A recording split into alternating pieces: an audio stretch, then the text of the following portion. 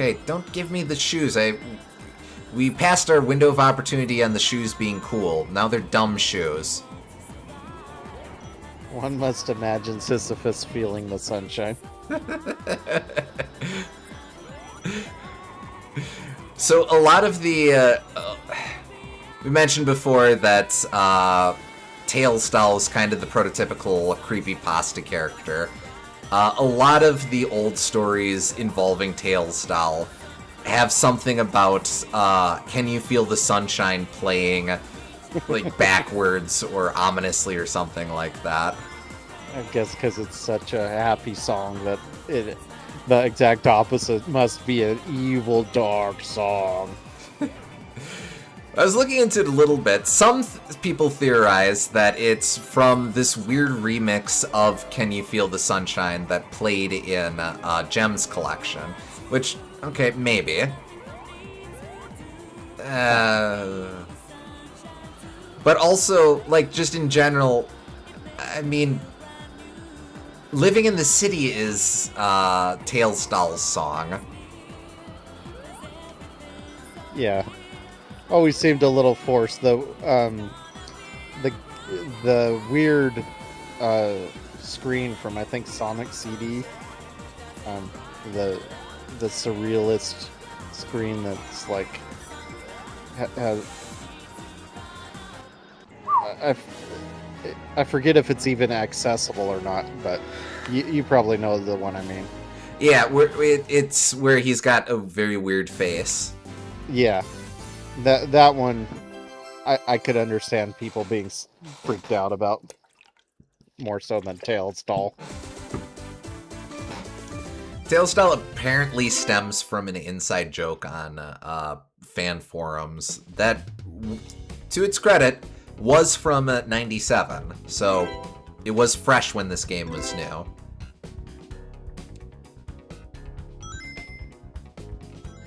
Okay, we can be done with that. Now it's time to live in the city. But can you survive? Well, I've got to keep the dream alive.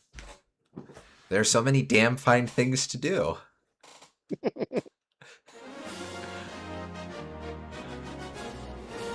Ready, set, So many go. damn things to do. Alright, we need to take our time locating the coins.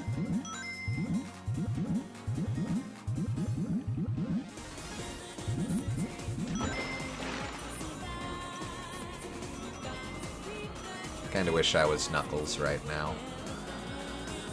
That was an invitation buster. Hey! Yeah, I don't know. I kind of think Knuckles is still better.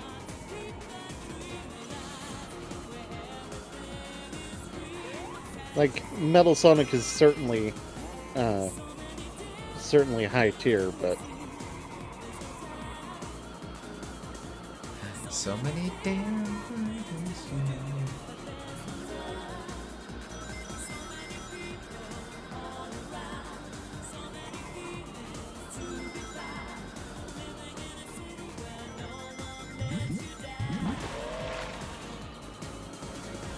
how come no one gets you down when there's so many people around?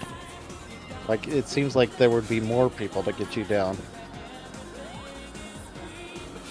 I think this is just a very specific city. Maybe that's what makes this city so radical. There's no hate crime. That is pretty radical. Though, on the other hand, having hate crime is also radical in a different sense. Yes, but it's radical in the sad sense, not in the cool 90s sense. True. Alright, well I might not get all the coins, but I am going to get a Chaos Emerald.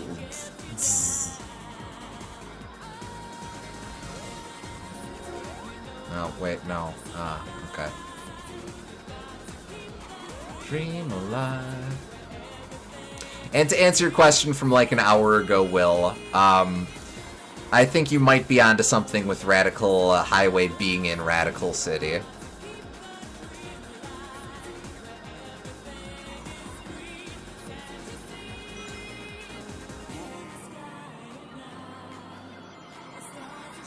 This ridge is highly underrated, by the way.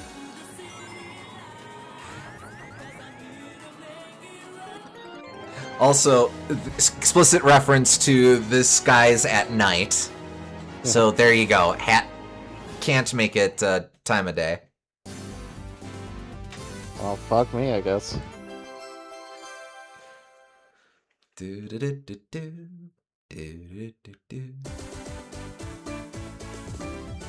Alright, let's be Nux. I think some of them must have multiple Chaos Emeralds then. I think all of them... I think Radical City, Regal Ruin, and Reactive Factory all have 2. Gotcha. Because there aren't any in Radioactive Emerald. And 7 Chaos Emeralds would make sense. Mm-hmm.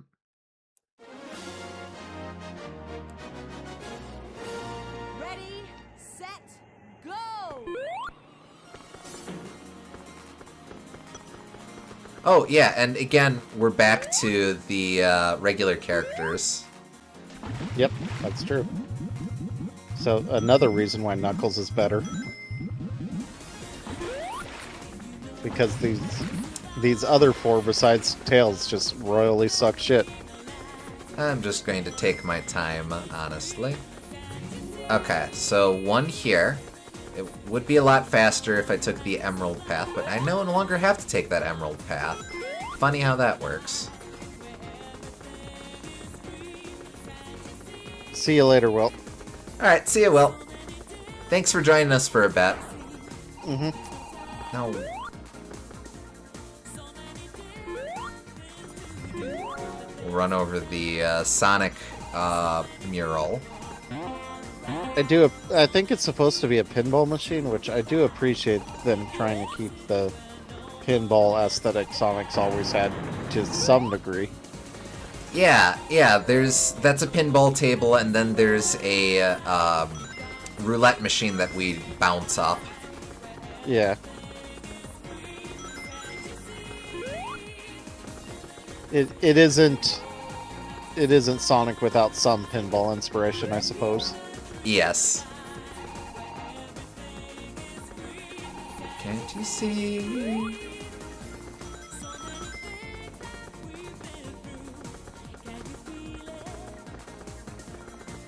I don't know, this is kind of a pop love song as well. Damn. I think there's an emerald behind that as well.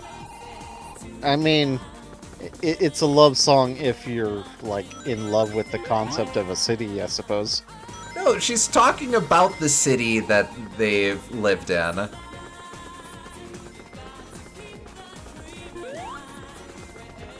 So you think this is like a I can show you the world sort of song? I guess so, yeah. I could see that. Can't you see?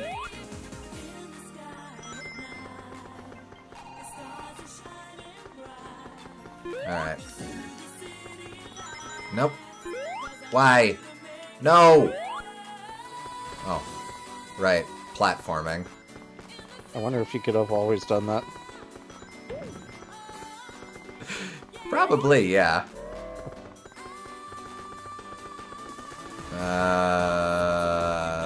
Emerald.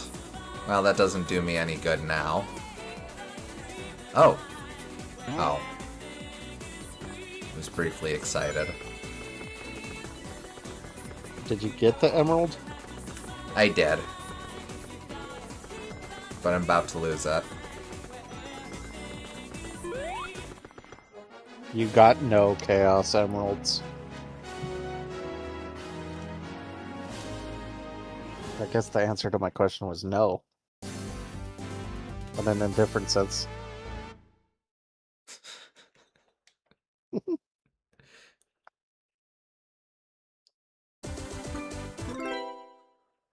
Okay. Still need to track down one of those coins, though. Let's see, there's one in the alley. One on the pinball board. One on the rooftop. Ready, set,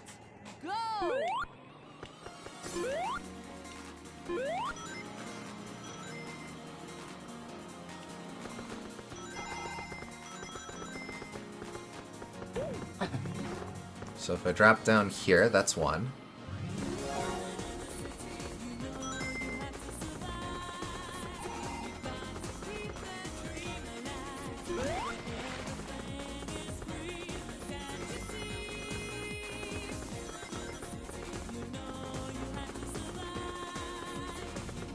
Alright, over here.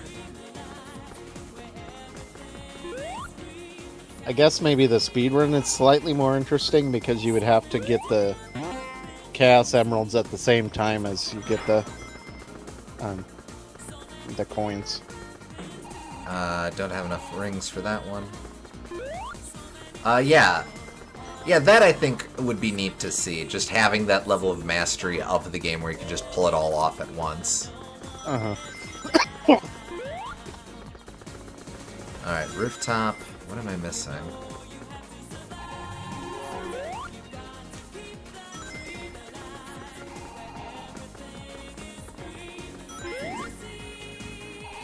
Nope.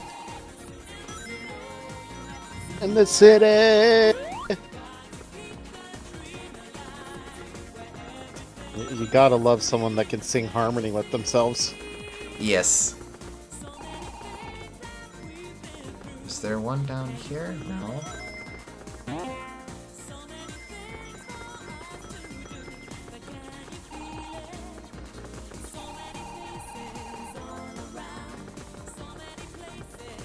To be found. Alright, I guess I'll explore. Again, it's not gonna be here, because we got that guy before. That guy? I don't know. But yes. Let's just take a walk.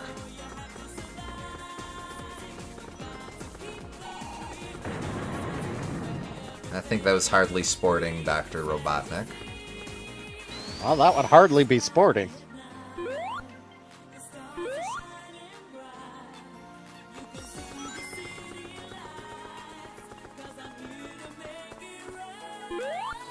It's probably not down here. No, it's not. Wait, it is! Dastardly!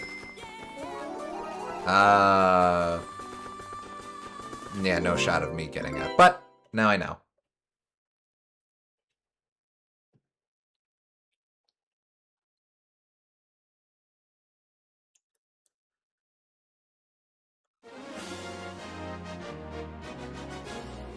For what it's worth, I do think these are kind of cleverly hidden. Like,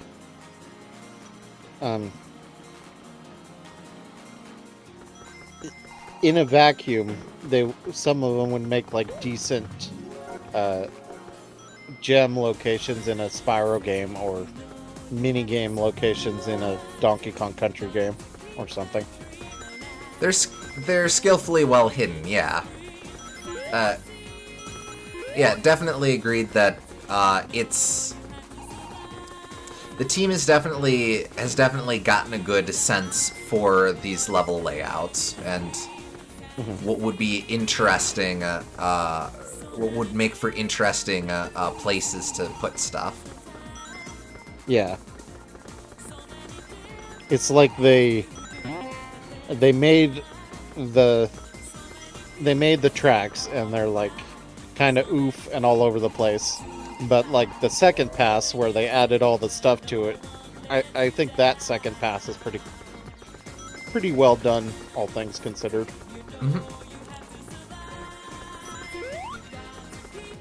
And again, from the perspective of Traveler's Tales, I don't think they were designing the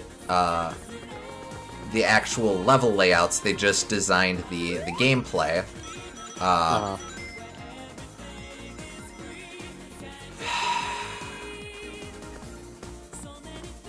it. From that perspective, it's I think they do interesting things with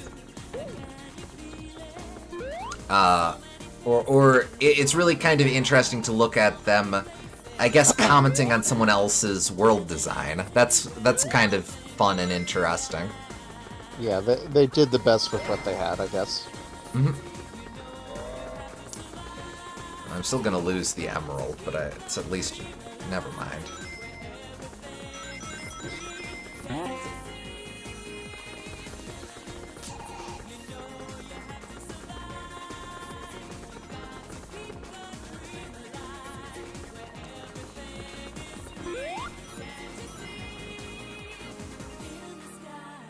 Alright, I'm okay if I get third.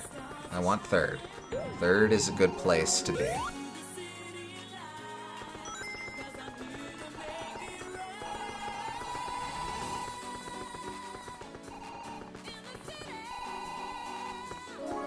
Okay.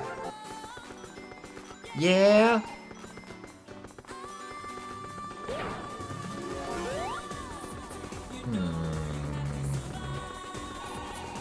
Got to keep that dream alive. Why?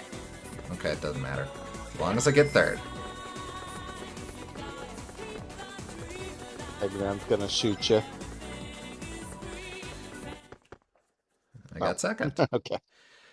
Here it is. The menace. Here's the boy. Supposedly, Tails doll is modeled from, Go! if you remember in Sonic Adventure, the shooting gallery stage that Gamma has with the, Oh. he's Huh. not literally supposed to be one of those plushes, but it's kind of an early bird Easter egg nod to that. Huh. I think it's like the same character designer was like, well, this is coming down the line. That might be interesting.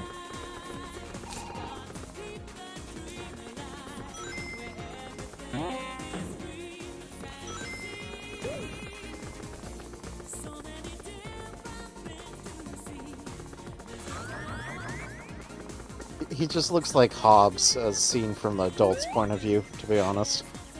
I can see it, yeah. It's the eyes.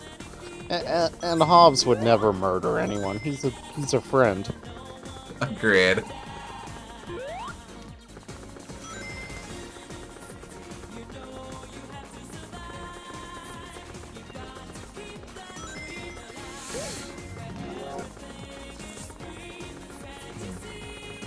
I wonder if the emerald spawns in these. I should check. If I'm doing alright on lap 3, I'll check.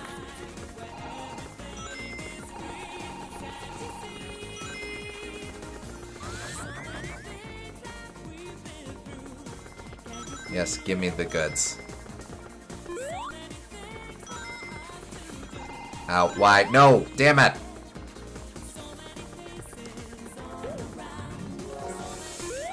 I don't want to be down here.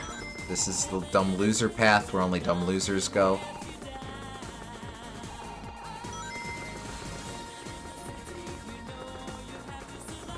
I know I have to survive, but I apparently choose not to. Oh damn, I guess I am going this way. Curious.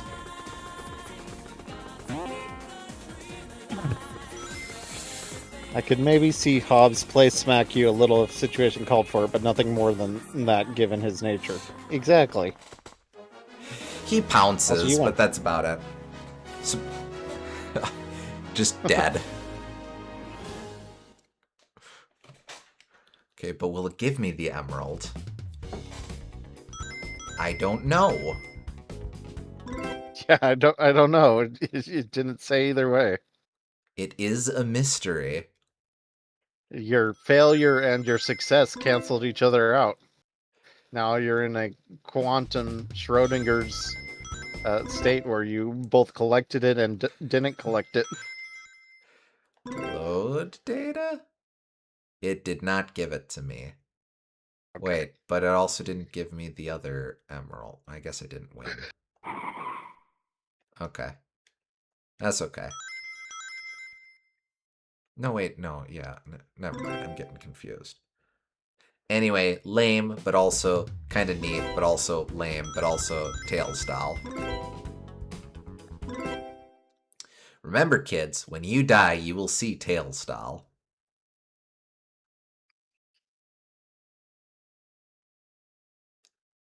I think who's ever in charge of that would probably think of a more important thing to show you than this random ass video game character. So Tails doll doesn't fly, but it can hover up a little bit. Huh.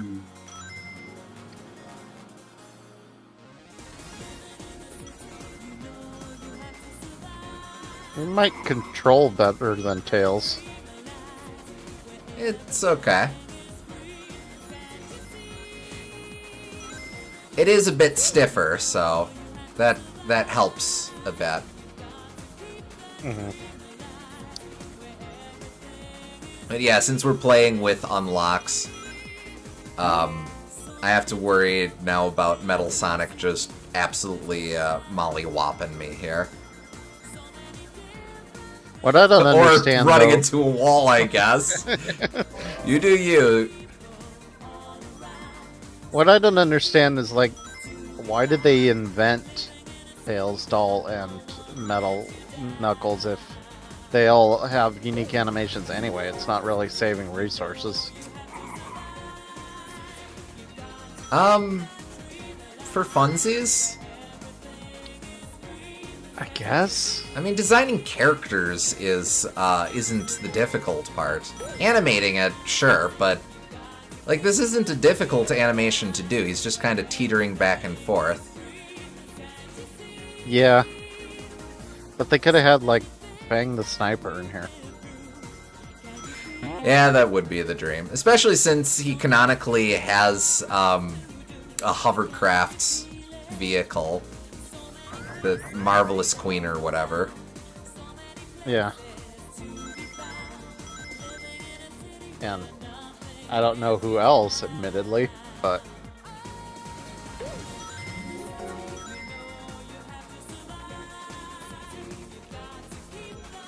Let's see. I don't think Bean and Bark existed yet. I guess Espio, probably. Yeah. Yeah. Knuckles Chaotix existed, so you could put SVO or Charmy or Vector in there. Or Mighty, or I guess Or Mighty. Ray. Yeah.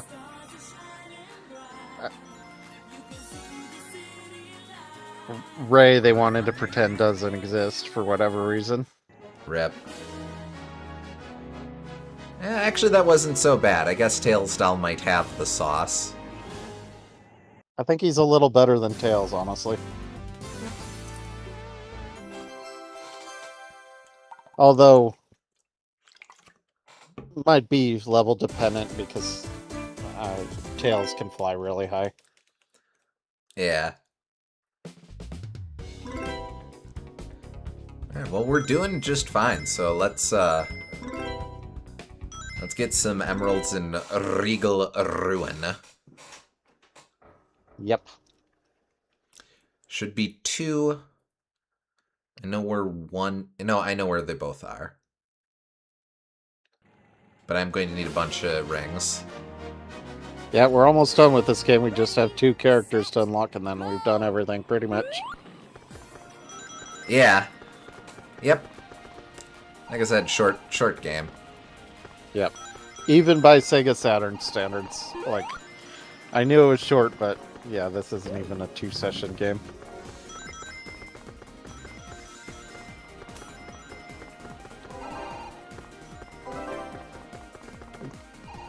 I could... Maybe if they did 8 There's one. courses, they could get away with it by having like 1 emerald per stage and then the last one. That would still be less, but it might be more forgivable and cute. Well, they fibbed and had 8 emeralds in a game before as well. So, like, they can just invent a emerald for the sake of having an emerald. Give it to me. Thank you. Well, I just meant that they would have the 7 tracks and then the last one doesn't have an emerald. Oh, I see. Yeah. the same way as it is now, but with more tracks before Radiant Emerald.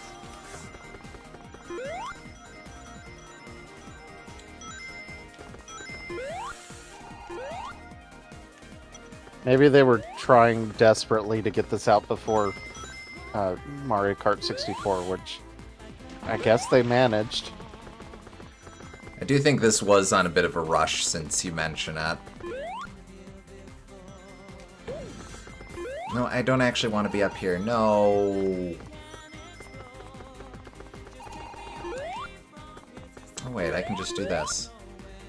Like, I don't know how early Mario Kart 64 was announced, but probably. Actually, wait a sec. This Mario Kart 64 would have been out already. Thought it was 97. It was early 97. This was late 97. Oh, it was. I thought this was a 96 game. Nope.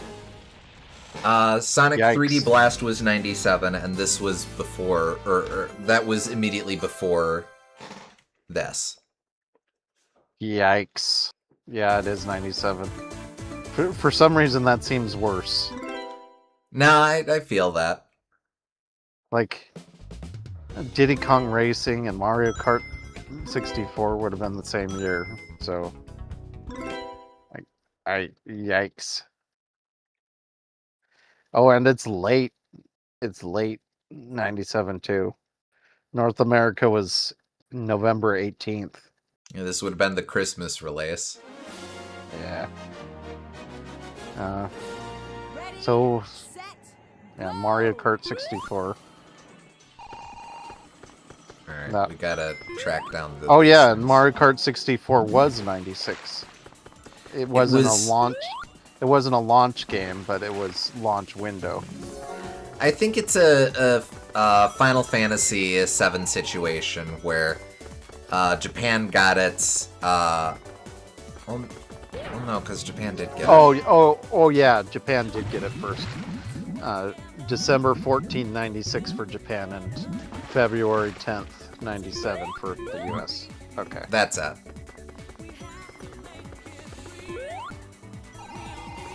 Still, either way, Mario Kart 64 would have been significantly before it, especially in Japan. Mm-hmm.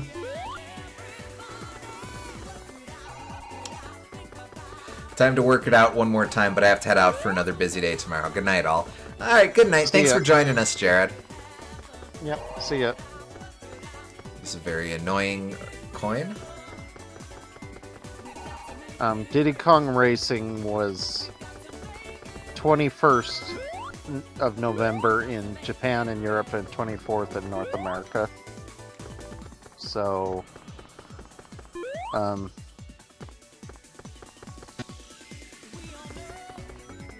already forgot exactly when Sonic R was. Sonic R was...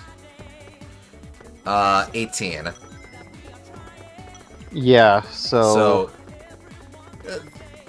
Right around the same time, I believe.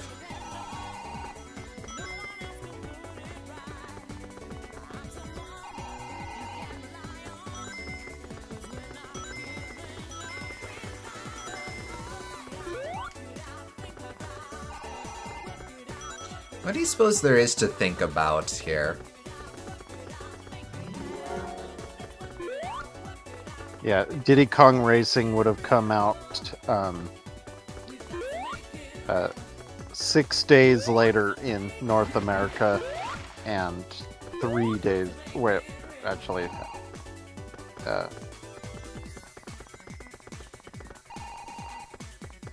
in Japan, Diddy Kong Racing would have been out first. By about 2 weeks. I am surprised Japan got Diddy Kong Racing before we did. I could have sworn it would have been the other way around. That's the one. It got it 3 days before, but more so than that, Japan got Sonic R later. It got it on December 4th. Oh, really cutting it close for that Christmas release. Yeah.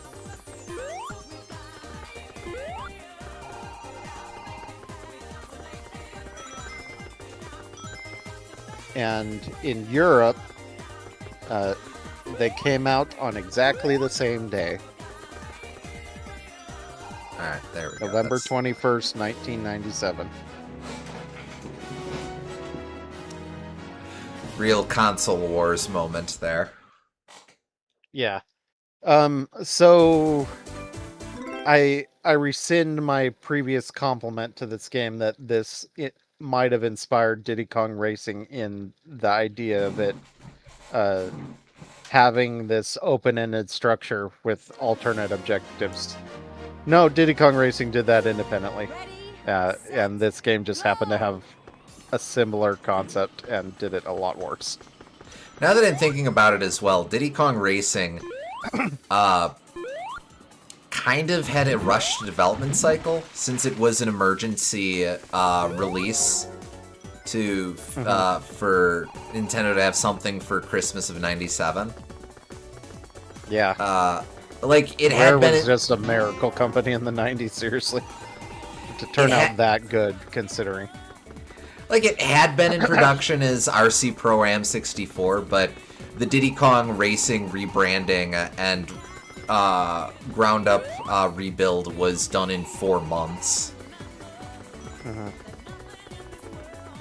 Like you said, Rare could pull off miracles at that time. Like, what's Sonic R's excuse? That game had 20 tracks, 3 different vehicles, and 6 boss fights, and a overworld adventure mode. Plus all sorts of extra challenges. Sadly, I think the difference was that Traveler's Tales had a much more healthy development environment. Well, maybe.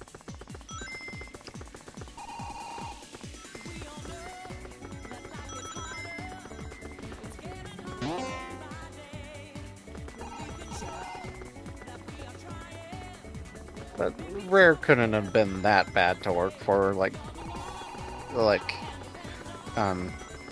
I know when I see like former Rare developers, they always seem to wax nostalgic about the time back then. Like, I'm sure it was a lot, but I think some of upper management was really rough, but this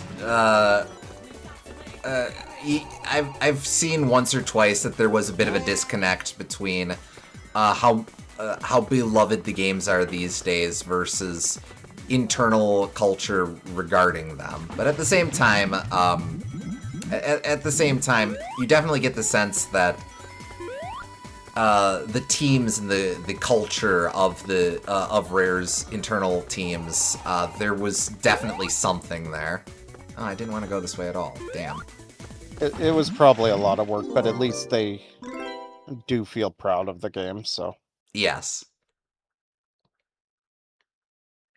One thing I think about, not exactly related, but something I think about from time to time is I saw a fragment of an interview with Ready, set, I forget his name, but the composer for Mega Man 2.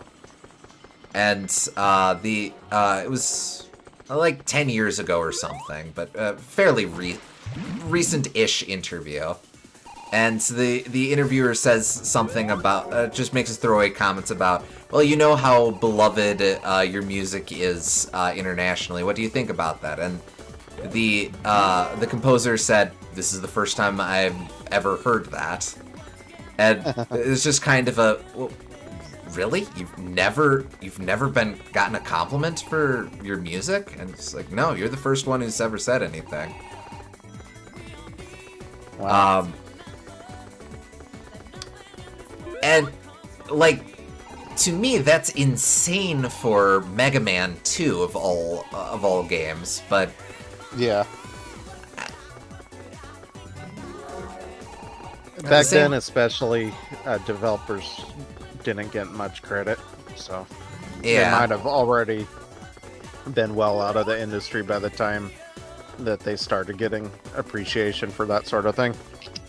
Sadly, yeah.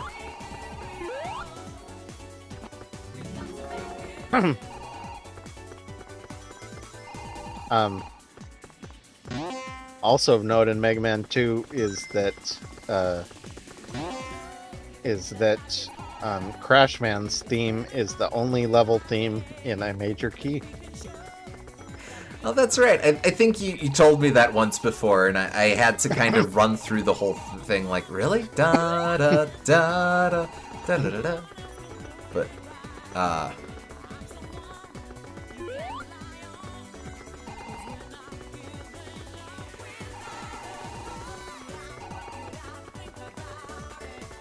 I figured that out from a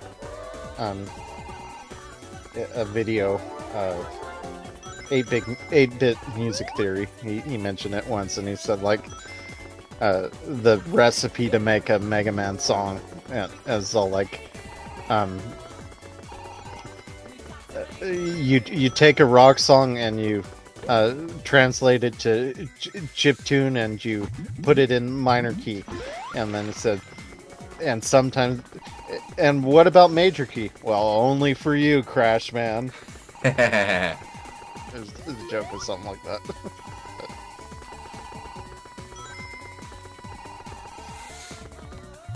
ah, damn.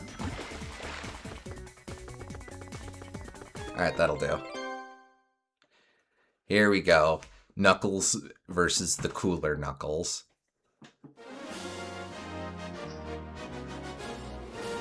Ready, set, go!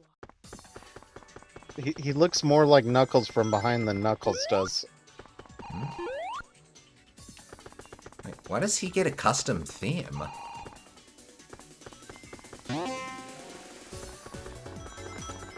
Like, this Knuckles model has these really weird dreads that kind of stick out to the sides, but Metal Knuckles has like the actual dreads. Oh no, here we go.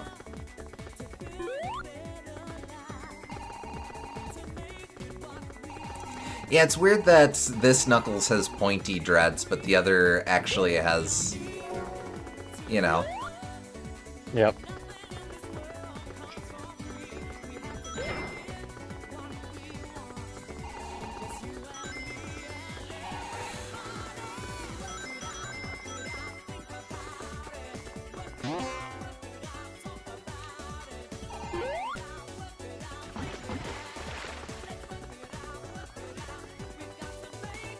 Ah, damn, no, why?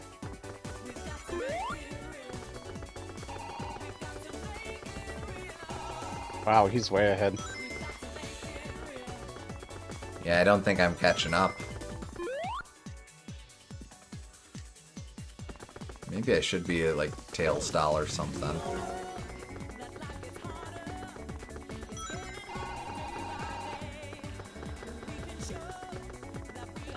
Maybe. Or maybe you're just missing a shortcut. Nope, yep, I don't got it. I guess I'll lose.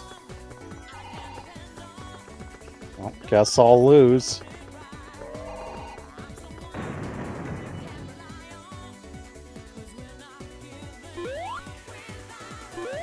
Oh, weird. I guess it won't spawn the Chaos Emerald on this. That's kind of an interesting quirk. If you have unlocked the Chaos Emerald, you can fetch it. If you have not unlocked the Chaos Emerald, you actually can't fetch it in this mode. In this mode. I don't know.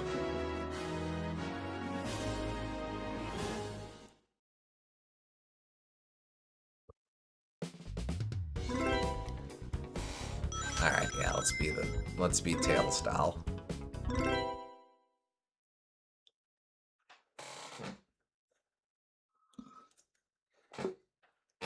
That has to be a response to Mario 64. Oh, we can do a metal texture too. Ready, set, Could be, honestly. Oh, I've already forgotten. Whee. Thank you, Egg Robo, for being helpful in shooting me. And just ragdolling you around, I suppose. Pretty much. Ow. Get it? Because you're a ragdoll. Oh, duh. Stupid me.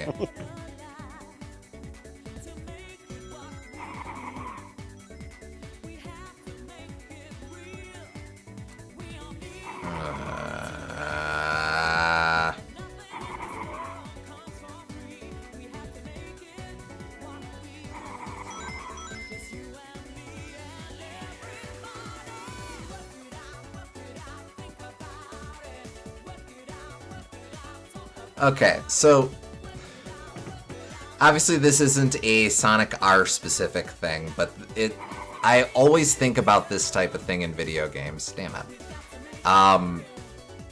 We are collecting coins with Sonic's head on it. Who makes Yes. those? In this specific instance, I suppose it can be put out by whatever tournament organizers are making this racing thing. But in the vast majority of video game examples, yes, that's strange.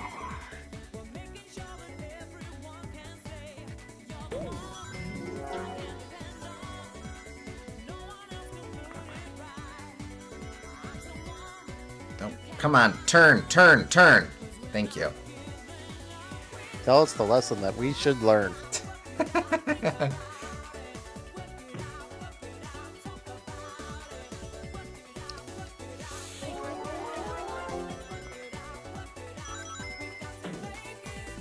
Donk.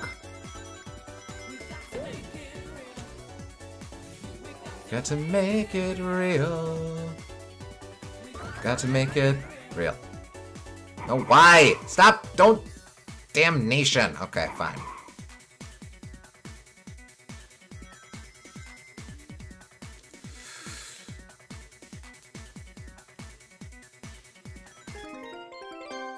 Just gonna no-sell the world.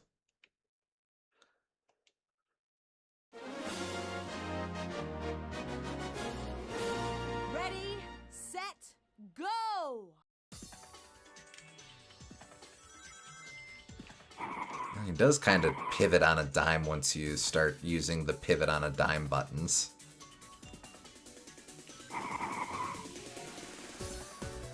Strange that.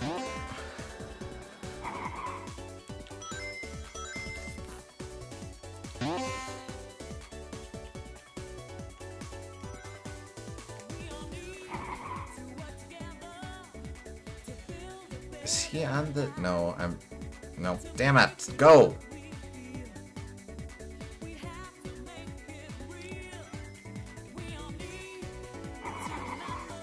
Are you sure you're going the fastest route? Not at all.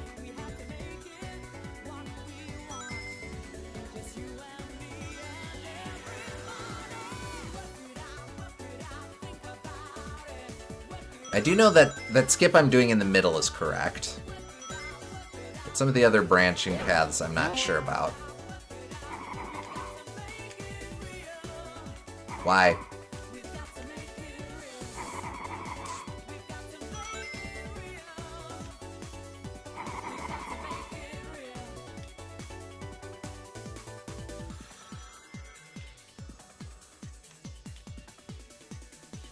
At least I don't lose speed over water.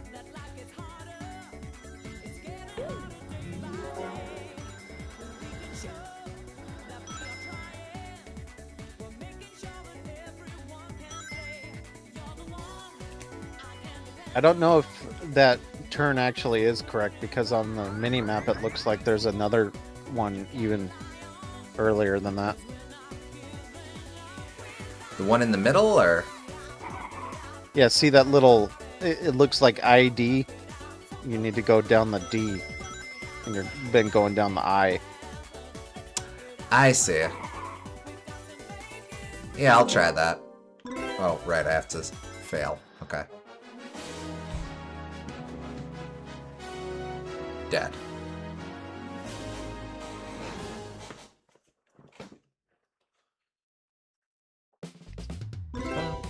Bye.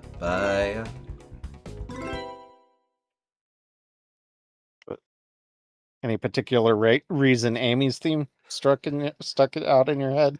I don't know, same sort of beat.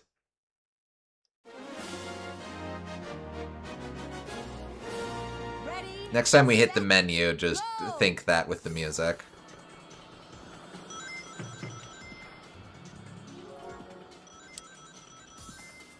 No, why? That's the I again. Well, yes, but that time I had to commit to that. Yeah.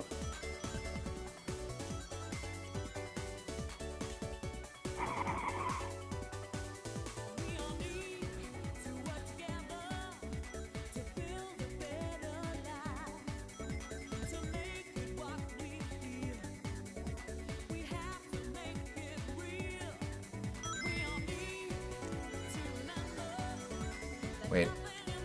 I think another character just collected a coin.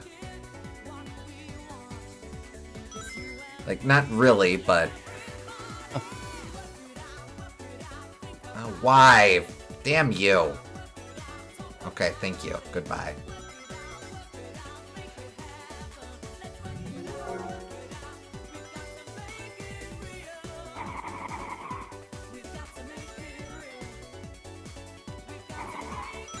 I don't think if you can avoid going into that little section where you launch upward, that building, that seems to slow you down a bit. Where's the last... Oh, I know where... Oh, I have to go in the stupid house. Okay. Okay, so...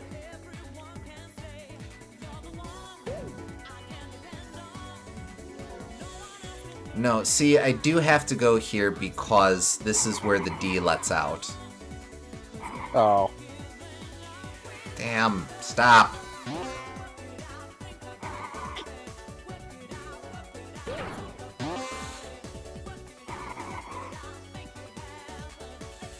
Nope, stop!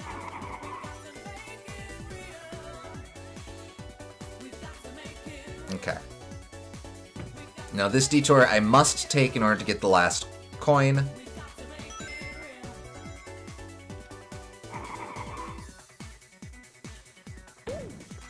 Oh, thank goodness. Nope. Oh, why? Nope. Wouldn't have had enough time.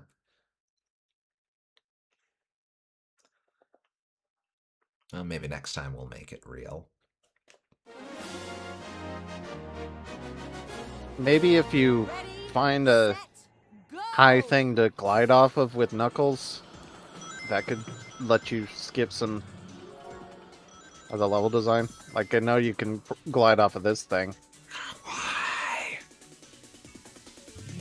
Stupid Eggman sub. The rarely seen face. Maybe it's like the Eggman TVs from Sonic 3. Like, you see his face and you know you messed up.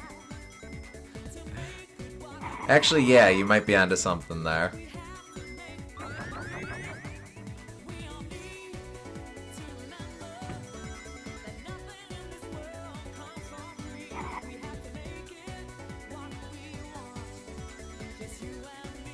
Tails style, why do you suck so bad?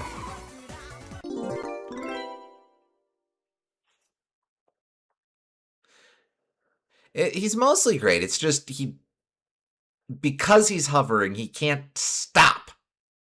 Mm-hmm. If Tails style was like Swerve Star, I think I'd be much happier. Go!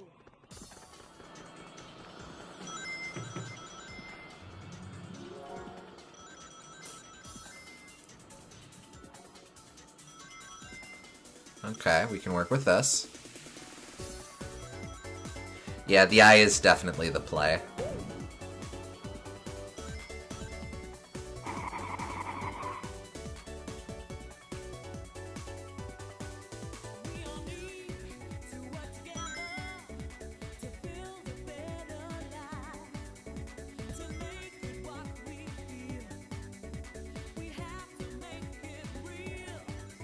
It's daytime and not raining.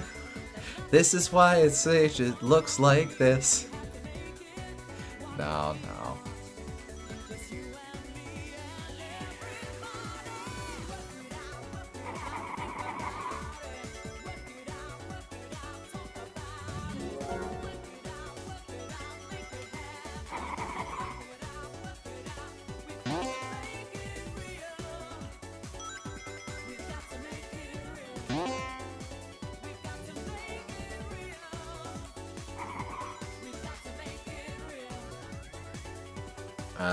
Oh, the stupid room, and I just bled a bunch of rings, damn it. Well, I might recover. Okay.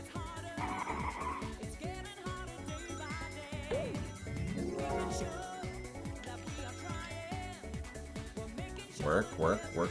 Turn, turn, turn, turn! Yeesh, okay.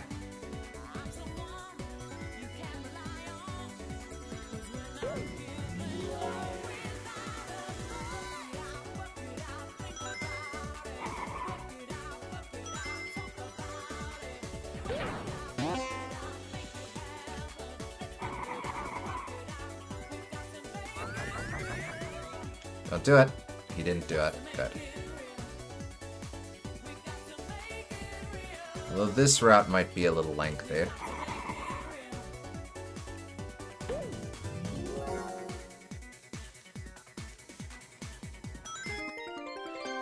Good enough.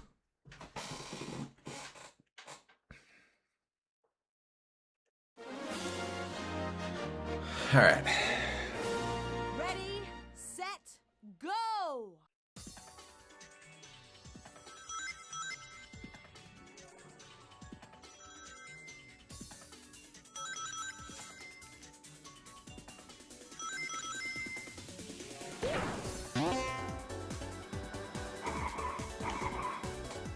Don't do it. Okay.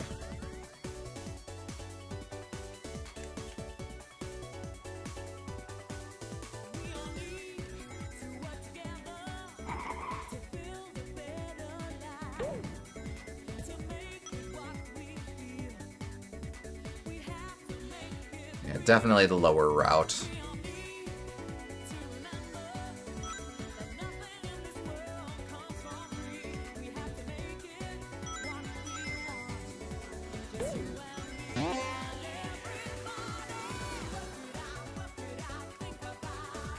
So do take the suggestion. Okay.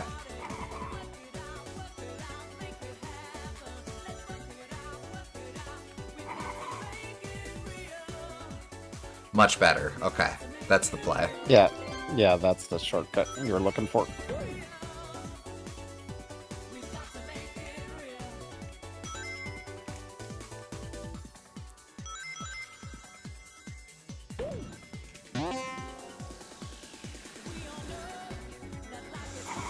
No, no, no. Okay, we're okay.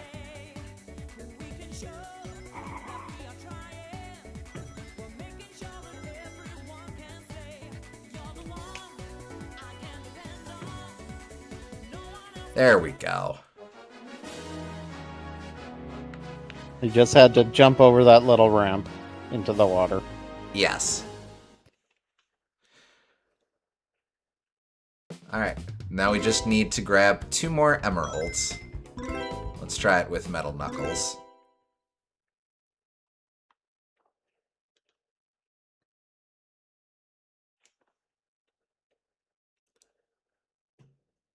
So, let's see if he's like the best character besides Supersonic. Ready, set, go! He did seem pretty fast, and he is. A little hard to control, but that's okay. He does glide yeah. as well. Yeah, he has the glide, so I think he is marginally better than Knuckles, which means he's the best character. The main hindrance being that you have to race... Ah, man. You have to race against the good characters if you're racing as him. Mhm. Yeah, which I guess makes it kind of a wash.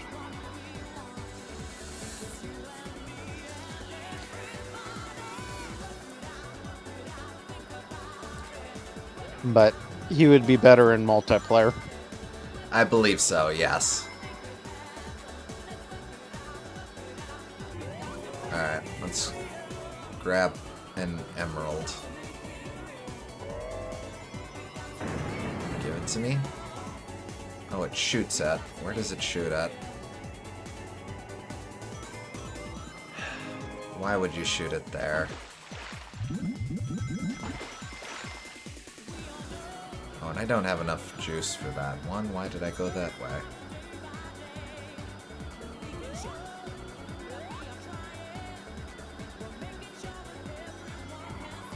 Anyway, I'm definitely not going to get this.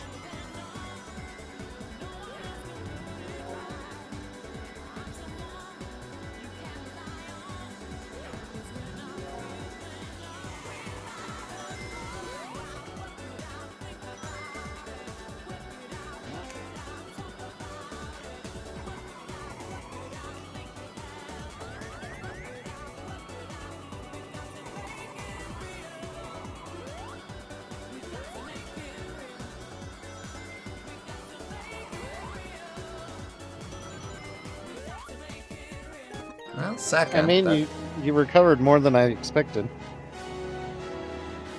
Yeah, let's switch back to regular Knuckles, though. Mm.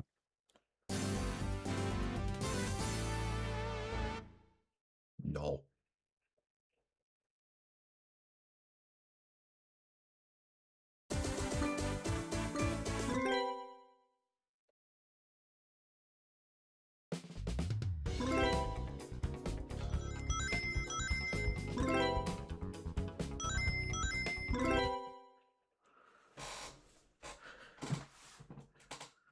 These 3D models that they use for the menus are pretty detailed for the time, I suppose. Yeah. And again, on a console not optimized for 3D models, it's Set, pretty good.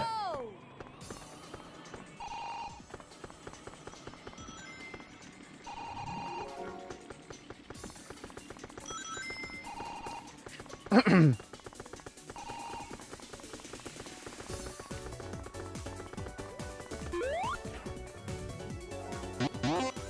Okay, why? No.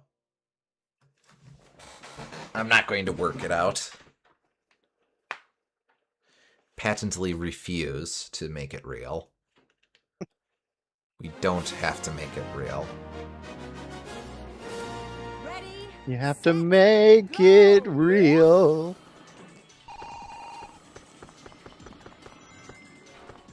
Alright, give me... Okay, shoes are fine.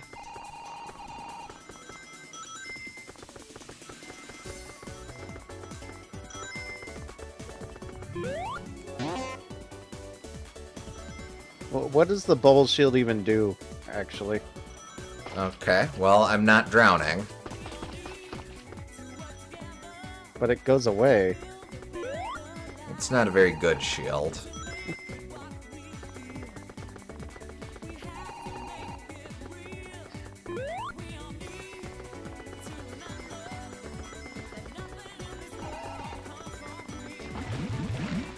And what about the characters that just already float about over the water? They get to marvel at the redundancy, I guess.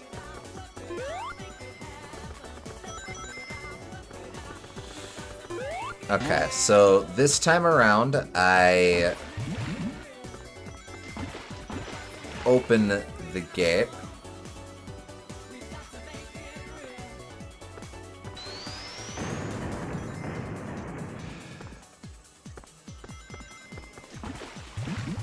No. I think I have to open the gate on one pass and then collect the emerald on the next pass. That is the smart play, yes. And let's only go for one emerald on this run. Set. Go.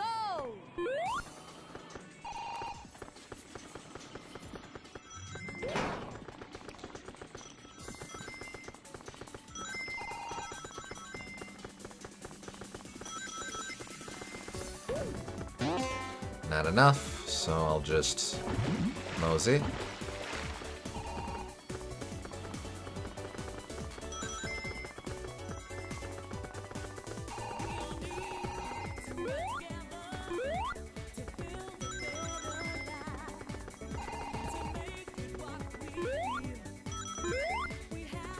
Okay.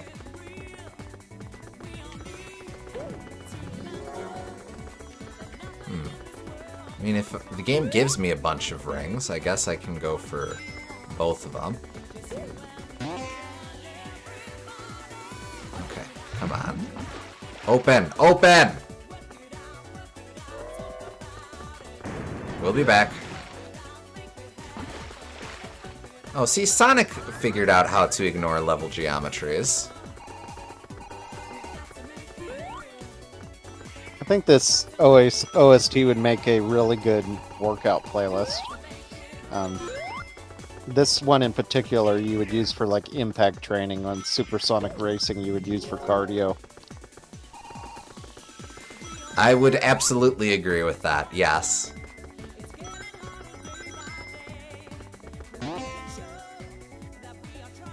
Okay. Well, damn. Don't like my chances here.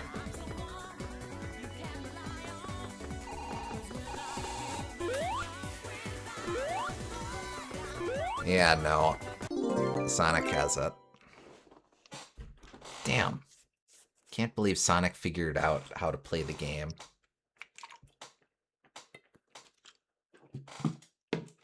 I suppose I could notch the CPU down to easy. I don't even know what that looks like. Set.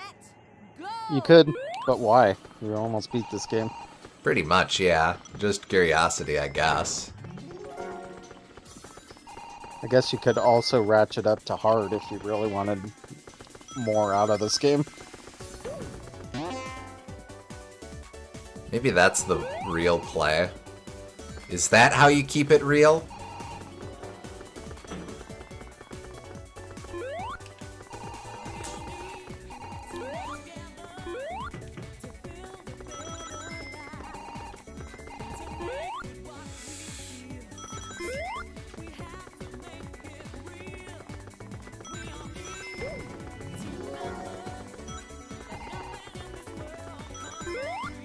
Why?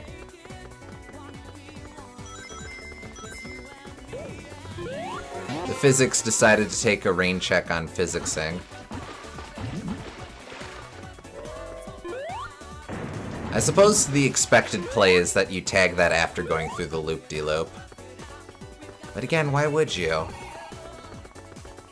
You know, I was trying to think, are the worst...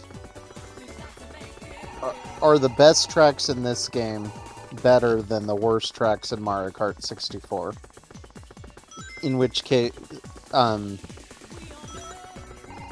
like, does this game have quality over quantity, perhaps? That game has 16, well, this game has 5. But then I realized the worst track in Mario Kart 64 is probably Yoshi Valley. And Yoshi Valley just has you playing a Sonic R stage, so... Kinda, yeah. I was just gonna say, I don't think there is a bad course in Mario Kart 64. Yeah.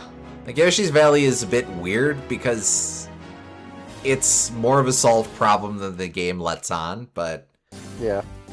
it's not bad. But it's the same kind of design issues that this game has in all 5 of its tracks.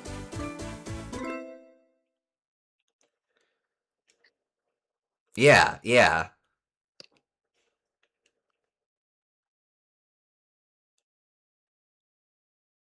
Yeah, no, I don't think Ready, set, go! honestly, list off major kart racing games, I think you'd really be hard pressed to find something that where the worst course in that game is better than nope. Where anything in Sonic R is better than the worst course in that game. Yeah. Honestly. Obviously we're not counting shovelware kind of kart racers, but Right. You could maybe make an argument for certain things, like Mario Kart 64 has Banshee Boardwalk that can be annoying sometimes. Like Calamari Desert is kind of empty, but even then, like Banshee Boardwalk has much better turns in it and like a clearer design intent. There's that section where you go into the house, which is kind of cool, and like memorable moments, so like the Chief jumping over and stuff. And then Calamari Desert has messing around with the train, which is a lot of fun. yeah. So, like, even those, I would still probably give it to Mario Kart 64. And then, like, the good tracks like Bowser's Castle or Royal Raceway, it's not even Just close. forget about it, yeah.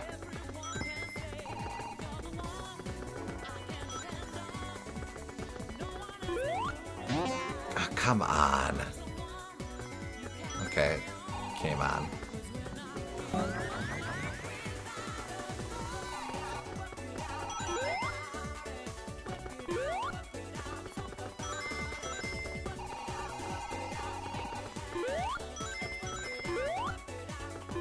Easy.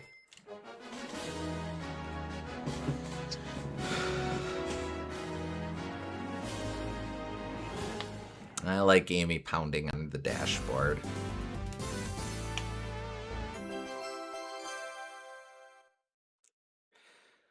Okay, that's all the emeralds. All the emeralds. That leaves us with Supersonic. Well, interesting. I think in other releases, he's a separate slot on the screen, but here it's a toggle. That's kind of fun. Now for our victory lap.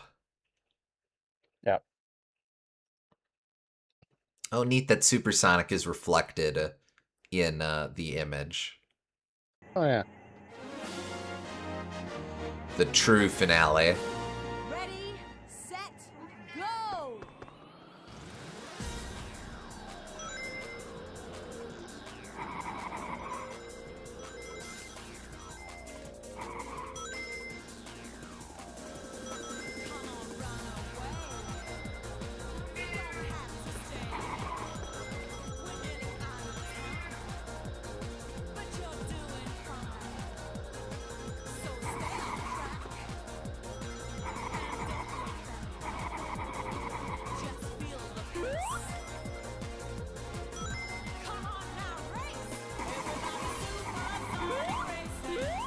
I guess it does Supersonic Racing when you're playing as Supersonic, or after you have all the emeralds or something. I believe so, yeah. Only now is it Supersonic Racing.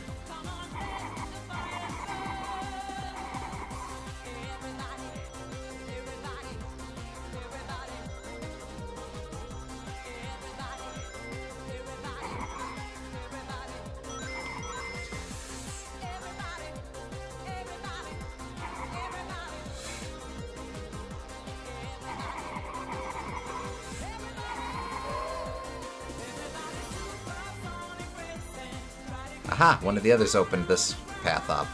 Lucky me, because then I'm going to have rings for the speed part. Or not. Oh well. Oh, this part. No,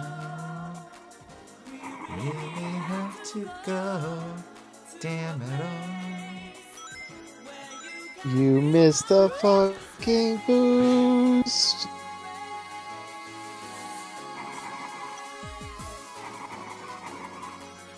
Supersonic racing, where your rings are useless.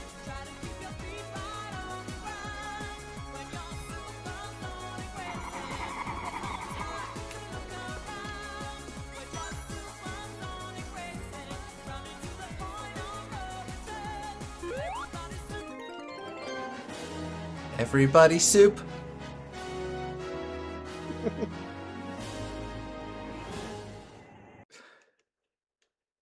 Give that another try. Yeah, okay.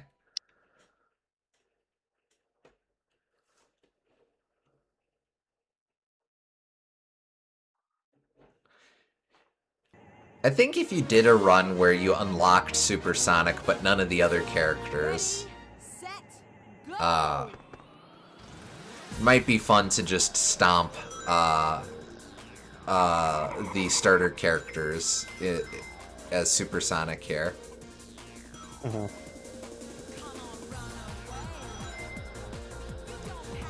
Okay, it has always bugged me that you don't naturally follow the trail of the rings on the loop-de-loops in this game.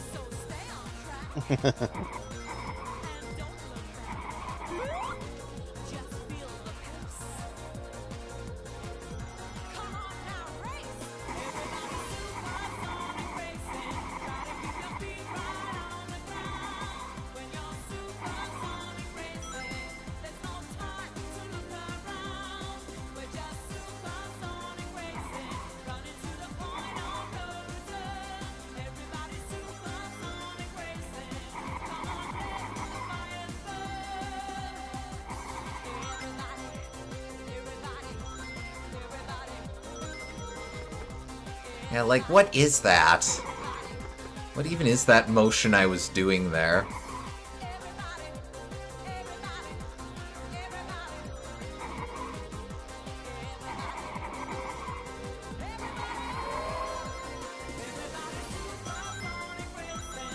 No, I defy you, stars.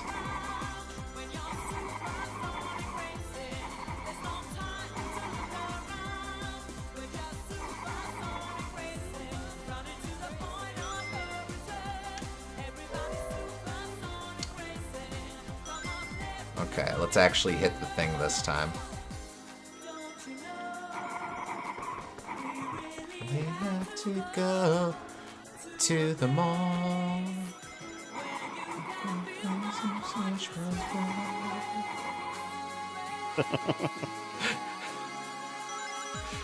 I don't know, always came to my head as a kid.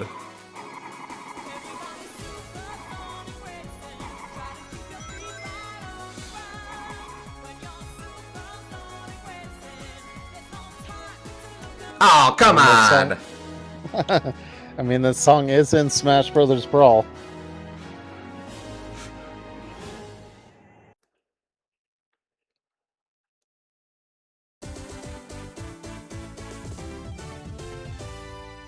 We gotta win.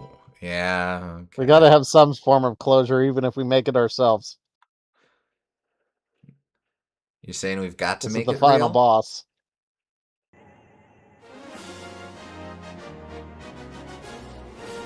Ready, set, go.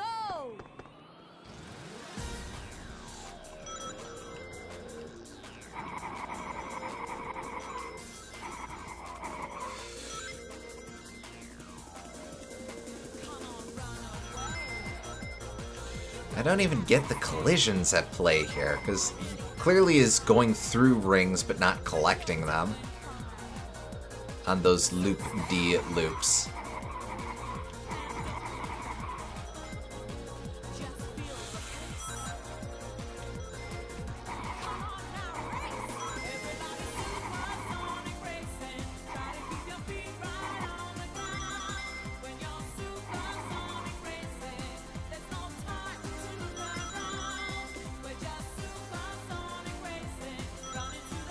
I don't want to be the one to open that door. I want one of the other characters to open it.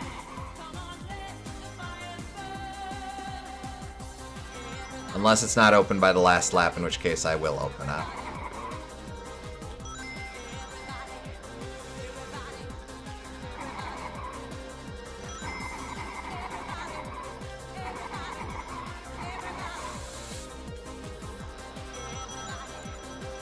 Definitely don't open that one.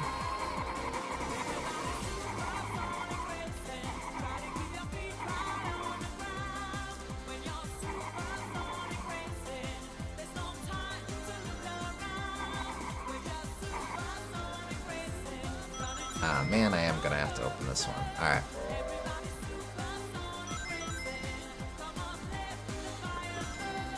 Why?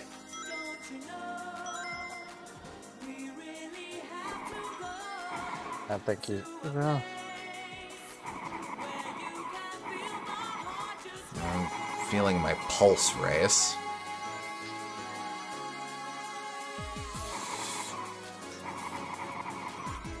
Oh. I guess I'll just drift past him.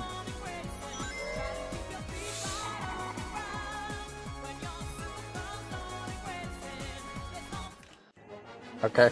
Sure. Well, whatever. And that's game. We take those.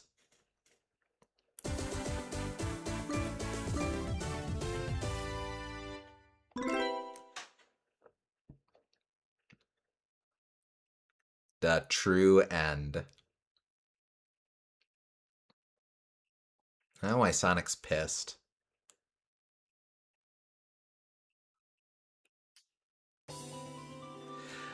Alright, so that is the real full game. You can look up the rest of those renders on the otherwise identical ending screen if you really care. We're not here to do that. Yeah, no, we're good.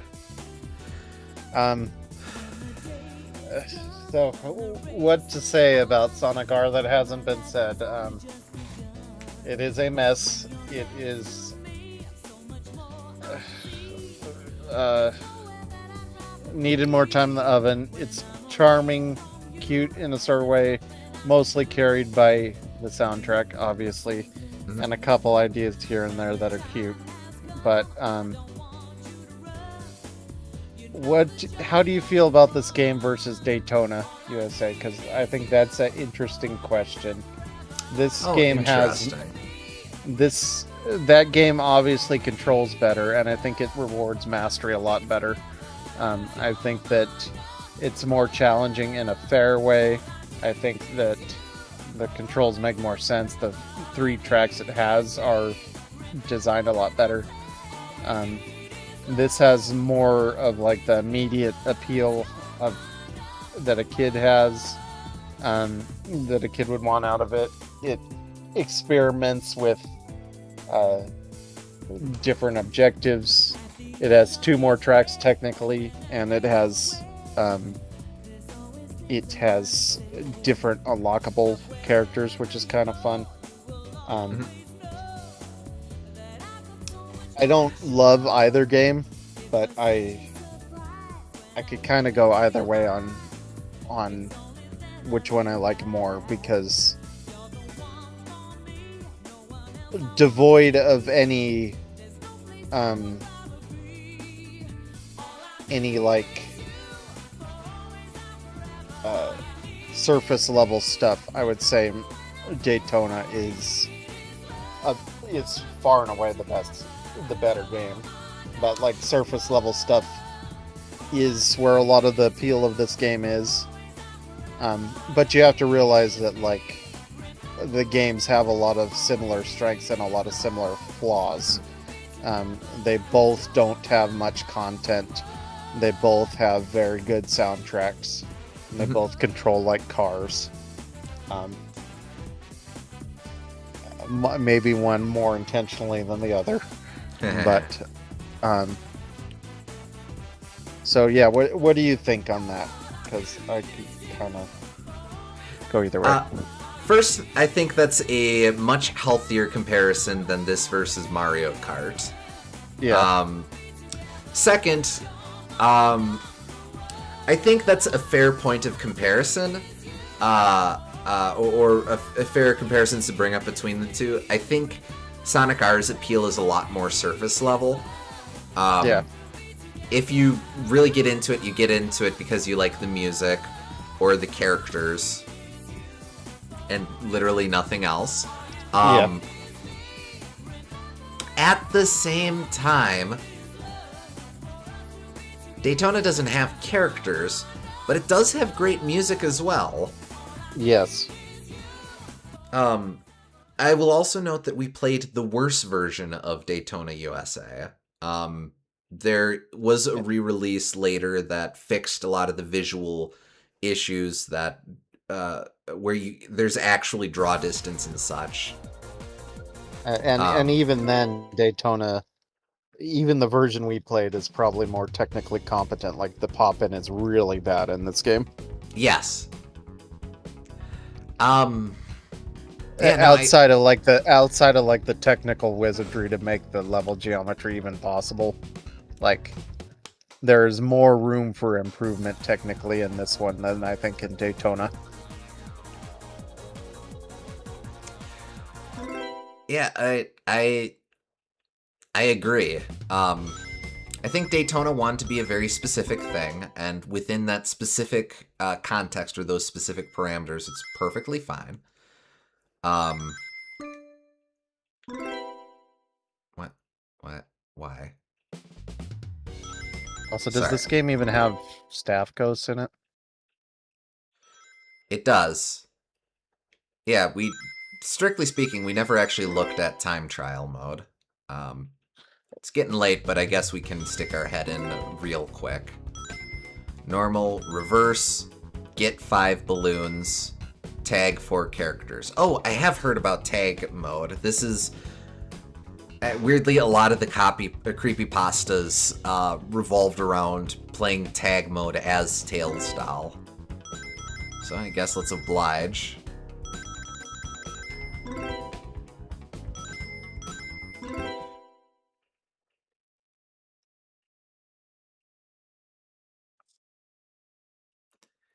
We really don't have a ton of time to look at this, but again, just in the interest of giving a slightly fairer analysis. Ready, set, go!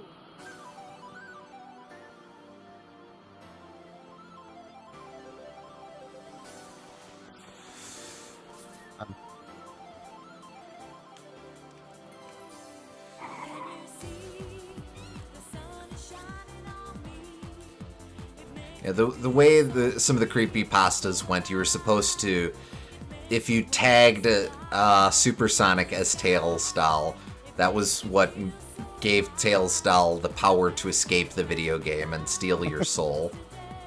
Okay. I don't know. I guess the idea of chasing people is somewhat creepy. Even if it just sort of ends up like Rickety Race. This is, if nothing else, a decent use of these environments as explorable areas. Oh yeah, this isn't even a race. This is just tag. Yeah. Huh. I didn't even realize that. Yeah, because, like, note as I get close, he just veers in a completely different direction. Metal Sonic is just kind of chillin' because I'm Metal Knuckles is just chillin' because I'm nowhere near him.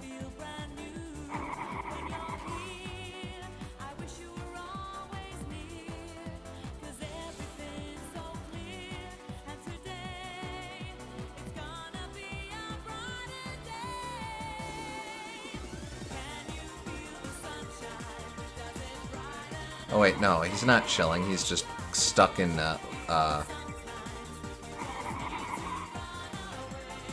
well, he's not stuck anymore. Wait, no, that was someone stuck back there.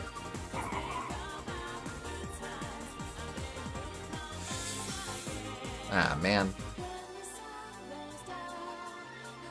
Well, um, I guess tag is fine. I don't know why more games don't just throw in tag since it's super easy to program. Why not? It does kind of feel like speed beaver bother, but since you're not on a time limit, it's just time trial. It's fine. Can take a while.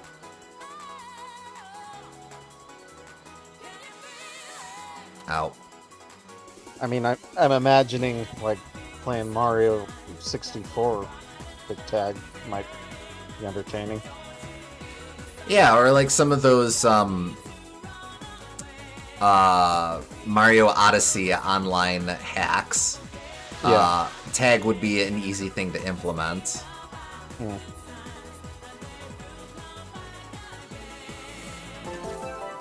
Got him.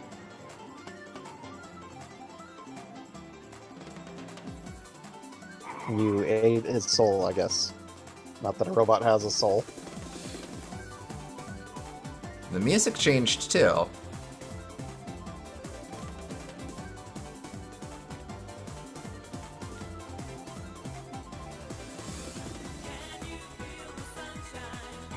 Or maybe it just coincidentally hit a bridge.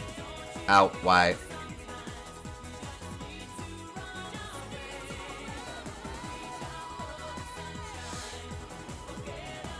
The song doesn't usually get to this point. The race is normally over before that happens.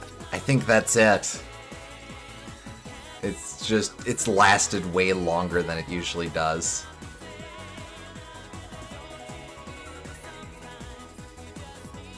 Oh, he gave me the slip.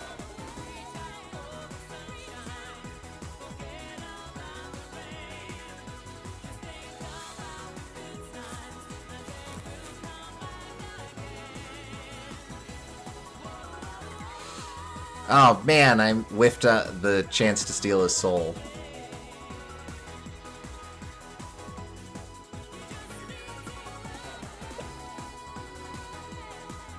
He out creepy pasted you. He was channeling Sonic.exe right there. There you go. Oh, I killed him! Look at him, he just went into his failure animation. No transition, he just flopped. But if he's animated, he's not really dead, is he? Well, no. I don't know, maybe he's... Oh, I thought we were gonna get empty moo space for a sec there. If only.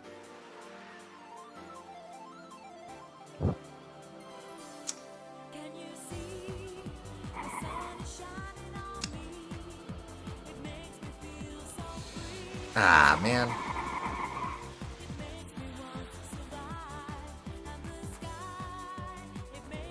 Maybe the real horror is of playing as Tails doll in tag mode is that it's hard to actually pin someone down here.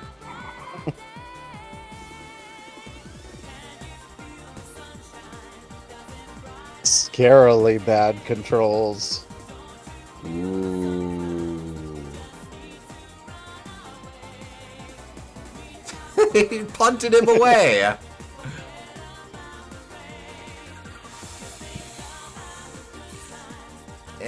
Nope, wait. No, What? come back here. What even happened there? He went swimming, I guess, tactically. Sonic is famously not fond of that activity. That's the horror. Oh god, he has to make an impossible choice. Get his soul stolen by Tails doll, or go swimming.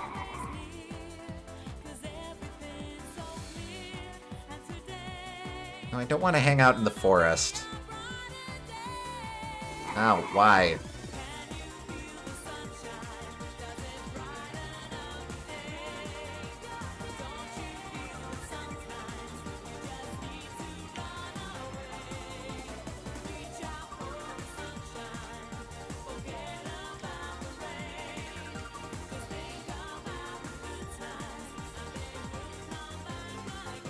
No. This is another mode that probably benefits from playing on a control stick rather than D-pad. Oh, don't blame it too much on that. I think this mode is just not great. It's cute at least.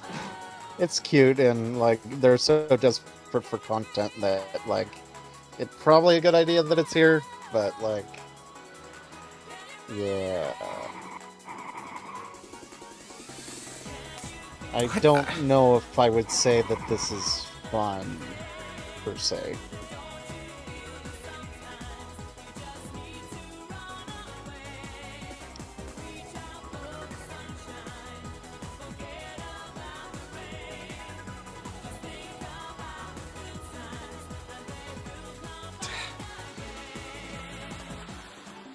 Hit you with the okie doke. Yeah.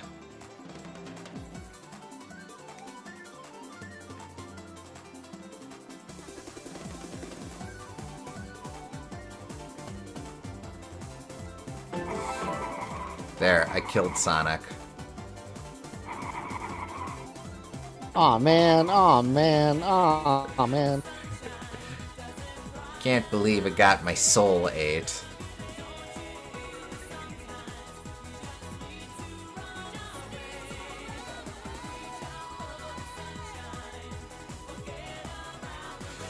I guess there's something creepy about you just need to run away.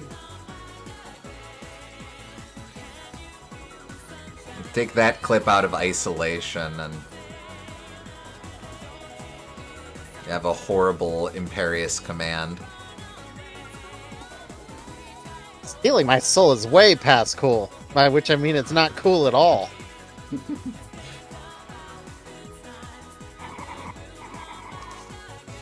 Someone tries to touch your soul in a way that makes you feel uncomfortable.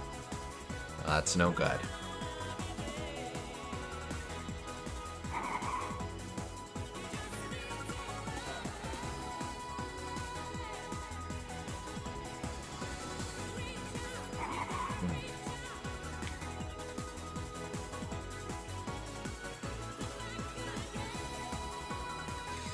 Nope. Ah. Why is it... Okay, I can't move like that. Why does he get to move like that? Because he is a weapon designed specifically to kill the fastest thing alive, and you are an amusement park prize. Sucks. Oh, that's Sonic. He's still dead.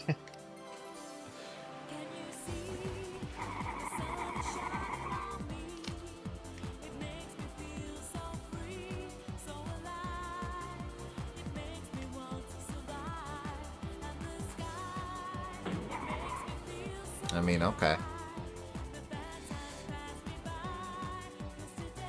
Does the zipper imply that he's just a normal robot underneath there?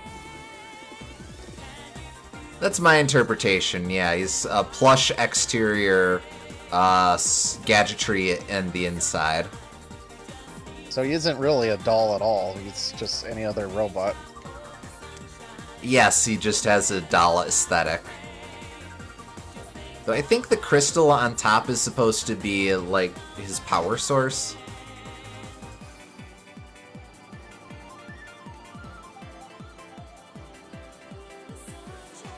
Can't believe Tails' doll would lie to me. This face, lie to you. There we go. Finally cut him off at the pass. Anyway, I lost my soul. And of course, I guess you could beat the course record if you really want to prove it. In the immortal words of Charles Barkley, fuck you.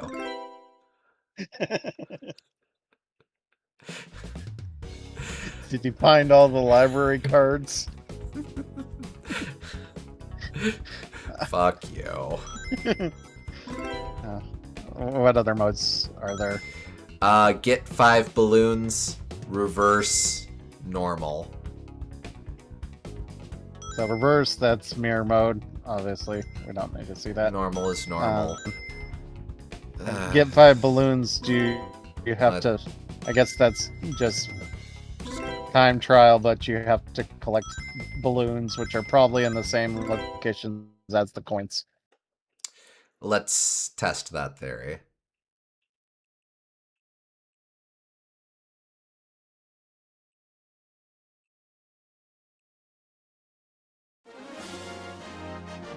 It is just me, so I think Ready, you're right. go!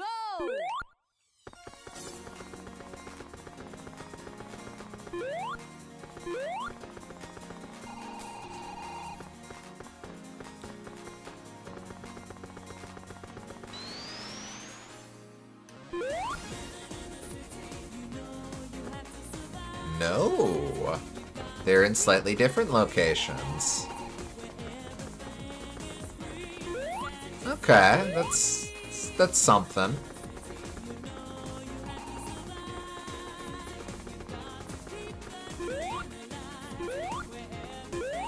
Yeah, indeed, they're in completely different spaces. Oh.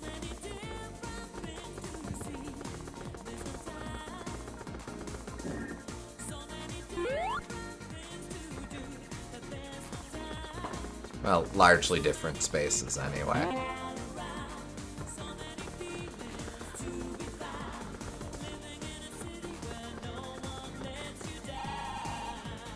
Oh, and since I can't actually get rings, Oh yeah, I guess they would have to be in different spots since you can't get rings in this mode. And some of them are behind gates.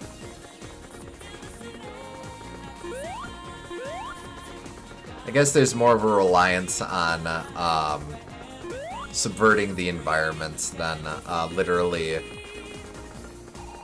like unlocking stuff. I don't know.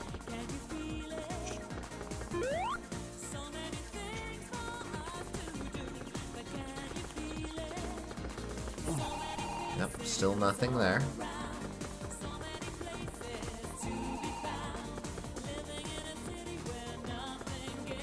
Well, I mean, they are close, except for that one.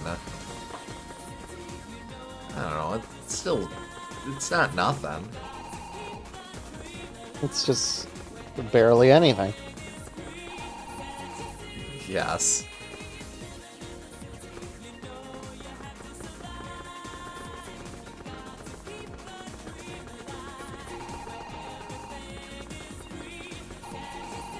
Where does this go, anyway? Oh, this is just an alternate route from the pinball board.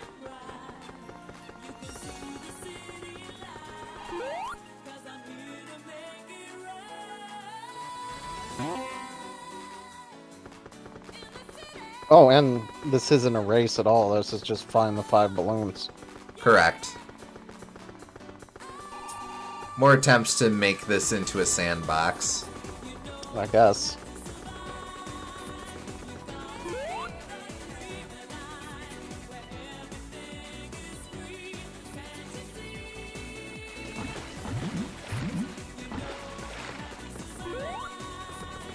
What is it?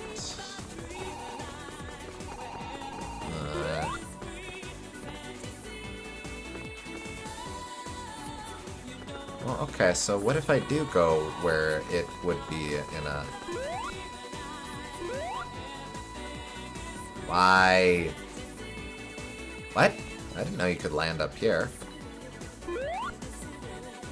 Yeah, in the city. I didn't know Anywhere you can see in this game, you can land on. I guess.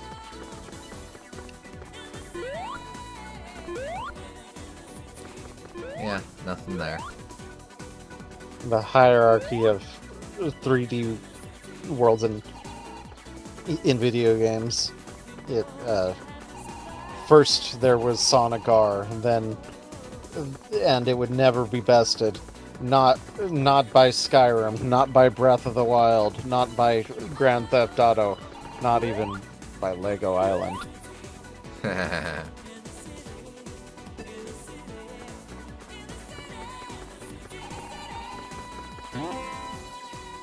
Okay, but seriously, where is that?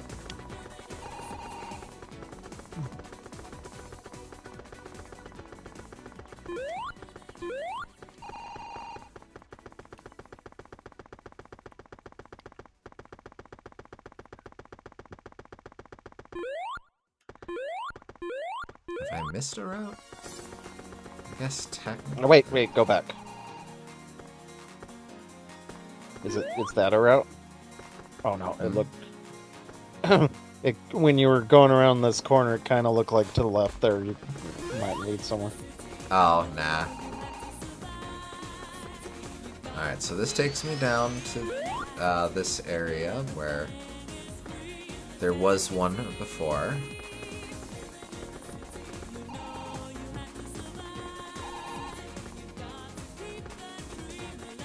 Again, these hook up. There would be an emerald in there.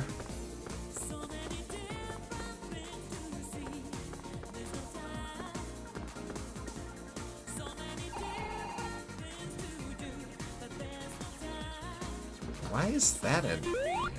Okay.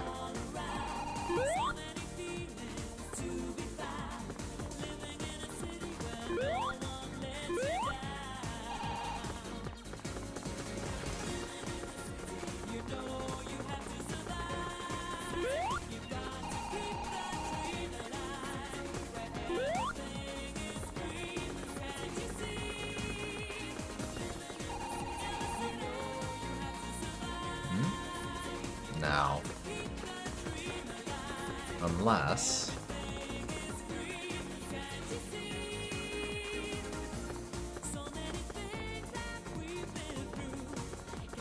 yeah, no, this just takes us to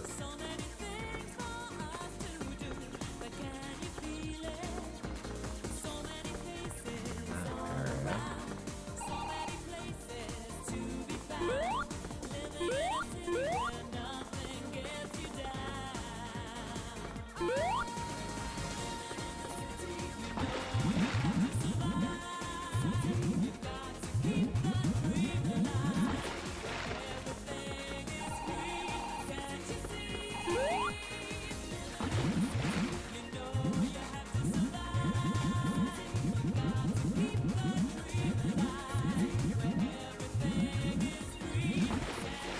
Can't believe there's 2 racing games released in 1997 which feature you scouring a world trying to find balloons.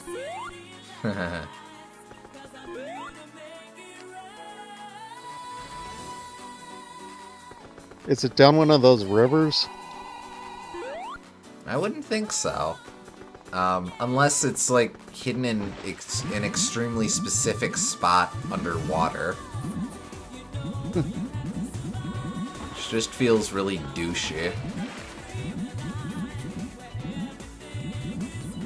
'Cause, like, this leads back to the opening junction. I guess I can race backwards for a while.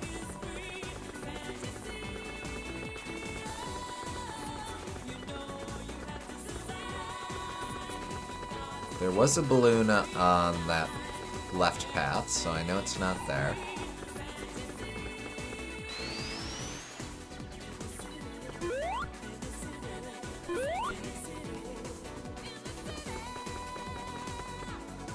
Is it maybe on top of those buildings? I don't think so. I guess I'll double check in a sec.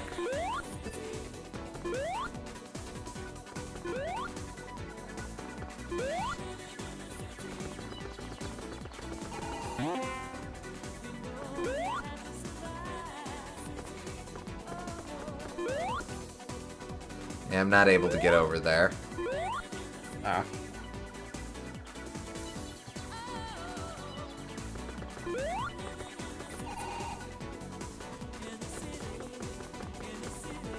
And again, Everything the nothing light down touches is not your kingdom. here. Rip, I guess. Oh, it's right there. Oh, just in a random corner. It's a bit dastardly. Alright. I think we get the idea. Cute, but that mode is just a solved puzzle. If you replay it. Yeah. You know what? Honestly, screw it. Just while we got it fresh, just to make sure. They're all in around the coins except for that last one.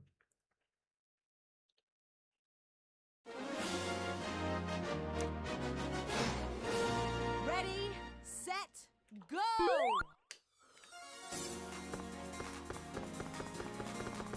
Yeah, these are all in fixed locations.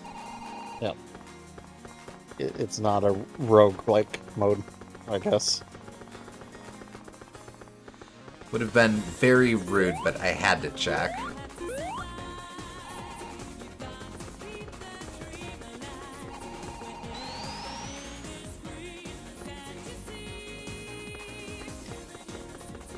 Oh, come on.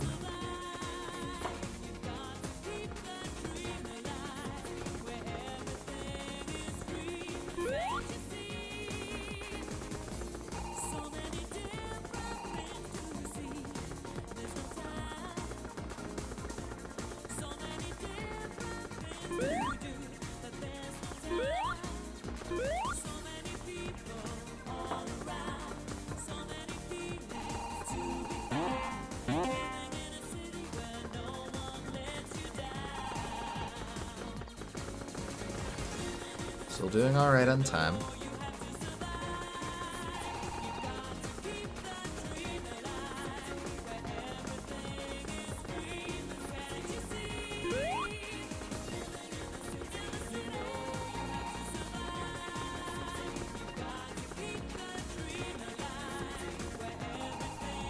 No, because that one just empties out fairly quickly. Oh, come on, Con.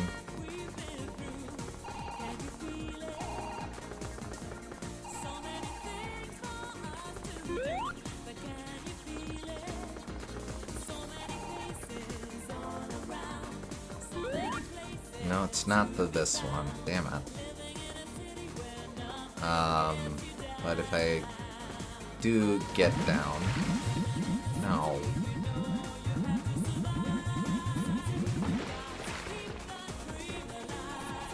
Get Down is another completely separate video game from 1997.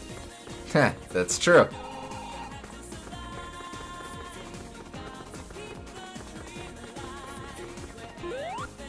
Oh, wait, I did want to go that way. Dang. No, wait, I want to go this... I'm getting all muddled now. Okay, so right here.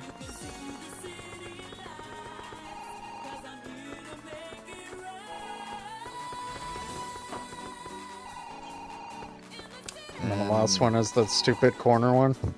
No, I grabbed the stupid... Oh, it is... No, you're right. It is the stupid corner one. Crap. That's going to be here. Okay, well... We got a time. Ooh. Beat the record. Yay. Alright, we're done here. One last thing. Just look. It's 2-player mode. Is it just... Oh, okay. Okay. So I guess maybe you could race to see who gets 5 balloons first. I guess that's something. But I yeah, assume it won't let me. Yeah, no, it won't let me. this I will say that for the kid that only had a Sega Saturn, they could probably make their own fun with this and like make the game last. It has enough to work with that a kid who's creative and wants to get the most out of their game could get enough to satisfy them well enough and to waste a weekend playing this game. But like, I do feel kind of sorry for the kid that had to grow up with this as the only game that they had, and I'm sure there were more than a few kids that were in that situation. Yeah. Um it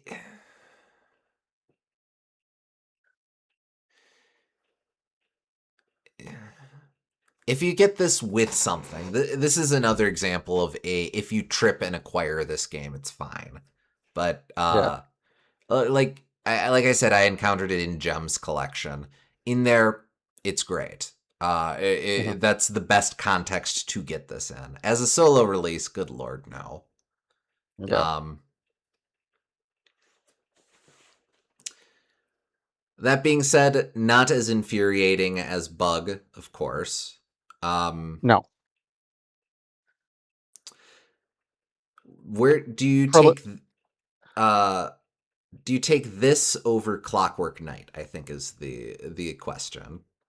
I think I do. This game is more charming and has more going on. Um, Clockwork Knight's just really a nothing burger through everything in it outside of its credit sequence. Yeah, Um, and this is more whatever we enjoyably did to bad. the boss.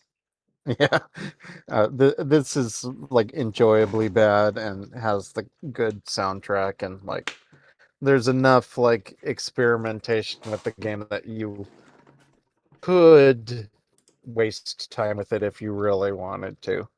But these days, there's outside of just running through it once in a while um, for one stream worth of time. Um, that's all the content I can really get out of it these days, and I think that's all it's worth. Yeah, yeah, I'd agree with you on that. Um, like I said, I get people who are really fond of this one. I'm not, but it's cute. It's like Yeah, okay, it's cute. okay. I have time for it. This is my third run through it. This is a game that sure I'll replay every 10 years or so. Yeah, it. This is not in the same. Like, there's some games that are infinitely replayable that I will play anytime, and it's not in the same realm of like a Star Fox 64 or whatever, where the game's short and it doesn't have much content, but um, you can really appreciate the content that is there.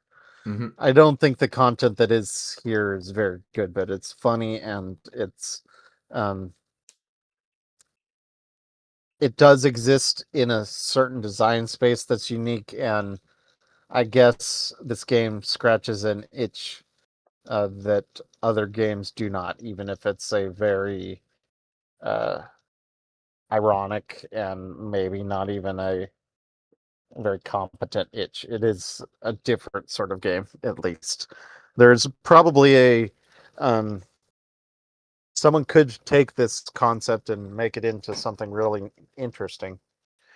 Um, I would even say that like the Sonic All Stars games aren't really the same kind of game as this is trying to be, Hmm. but um, this isn't it exactly right now. But I guess you could make something out of this, maybe. Yeah, like Jared said, there's maybe a space for this, for a Sonic R2 type of thing, Yeah. where you could do something like this out of, I don't know, Unity or something. And Mhm. I've said before, making a franchise title in a stock engine like Unity kind of takes away the magic of it a little bit. At the same time, this is such a simple game that I don't really think you lose anything by just spend a spend a fortnight just working in Unity. Get the basic controls in, get the basic character interactions in. Just make a very simple game where you fritter around for a bit. That there's space for that. That can be charming. Yeah. Add a mode where you're collecting 8 pages while Tailstall tries to chase you. There you go. Yes, exactly. We came full circle. Hey. But all right, on that note, I really need to get to bed, so we'll go ahead and wrap up here. That will do it for our Sonic R coverage. As for our next game, we talked a bit before about how the way the Sonic games shaped out on the console happened because Sonic Team decided they would rather do Nights. Yuji Naka specifically decided he'd rather work on Nights into Dreams rather than a new Sonic game. But Nights wasn't the only Sonic Team game to come out on the Saturn. For that matter, neither was Sonic Jam. The third of the Sonic Team trio on the Saturn is a little game beloved by certain circles, immortalized in very specific places, a little something called Burning Rangers. And that will be our focus for next time. Yes, I don't know much about this, but I know some people really like it, so eager to see what it's about. I like the Sonic Transform stage and music a lot. I think it is going to be a very similar experience to Nights into Dreams, where it's a score attack game that's very short but decently replayable. So I'll over the next week I'll be looking into it a bit, and I'll have a bit more to report at the start of next stream. But let's start our expectations there for now. Okay. But all right. With that said, thank you for joining us, folks. We hope you all had fun, and we'll catch you on the next stream. Catch you next